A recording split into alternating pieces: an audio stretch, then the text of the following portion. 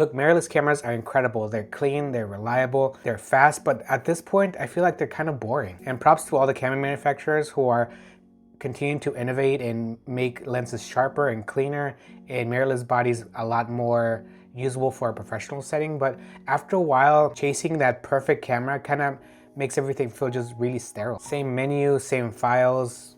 And at some point I realized that although my files were technically perfect, but somehow I felt less connected to them. And somewhere between trying to find that perfect camera, I forgot that photography is supposed to be fun. What fixed it wasn't perfect performance, it was curiosity, texture, imperfection. I started using cameras that didn't hold my hand and made me start looking at photography a whole different way again. To me, the most fun cameras are the ones that are a little bit quirky or they have limitations, because having the most perfect camera at all times, it kind of takes away some of the challenge that I feel like photography brings to me. And that's something I really love about photography, finding ways to interpret light and how different cameras make me look at scenes differently. Like for example, my favorite camera of all time is the Leica Q2, and this is a very expensive body and you can't change the lenses, or if you don't like the 28mm focal length, you're kind of stuck there. But for me, this camera and its limitations kind of put photography in a specific box where it made me look at things differently.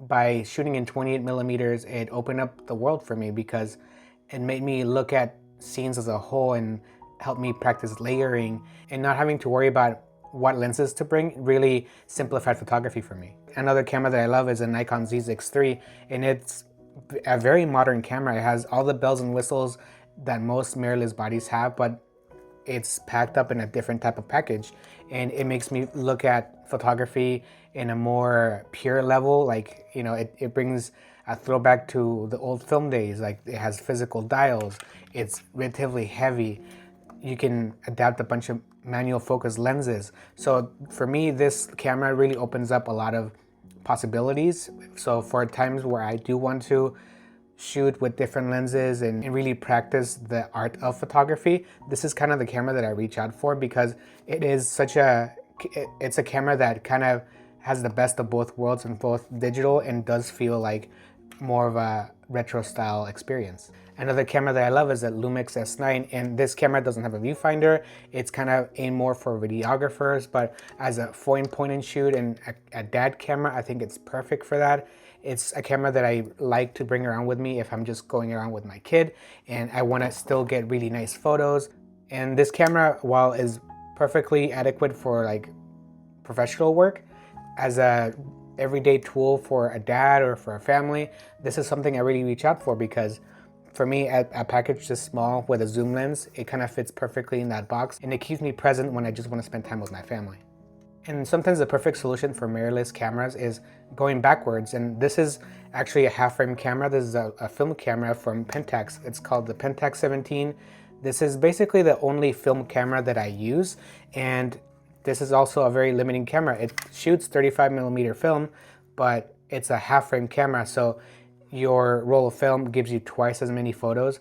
So the viewfinder is vertical, so you have to compose accordingly. So to me, cameras that kind of have a box and have a specific purpose kind of helps me narrow down and focus myself, because each camera has those certain limitations or certain features that kind of help me reach out for it. Sometimes you just want to think about photography in the purest sense, where you just want to press a shutter and take a photo. This right here is a Polaroid camera. So you still have all the manual controls that you would want for a film camera. You'll have a flash. You could still shoot with an optical viewfinder. So all this to say is that finding the right camera that speaks to you personally goes a long way to actually enjoying the process of photography.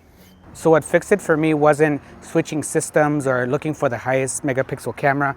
It was grabbing cameras that have a little bit of personality and have purpose, like this OM System M3 that I'm testing out.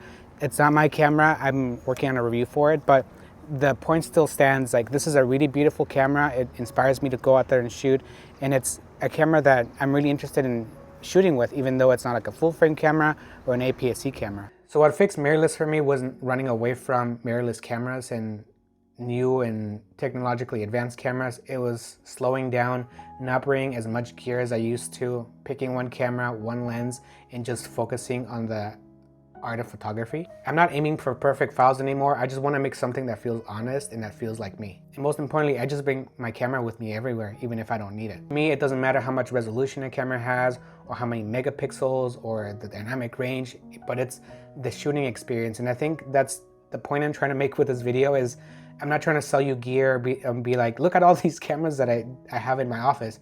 It's more about helping you choose what camera speaks to you and kind of sticking to that. So if you're stuck, maybe it's not you, maybe it's your camera not giving you anything back. So what I would recommend is trying to find that camera that really speaks to you and going for it. A camera that makes you feel like a beginner again. And if you already found that camera, I really would love to know what it is. So thank you so much for watching this week's video, and I'll see you next time. Bye.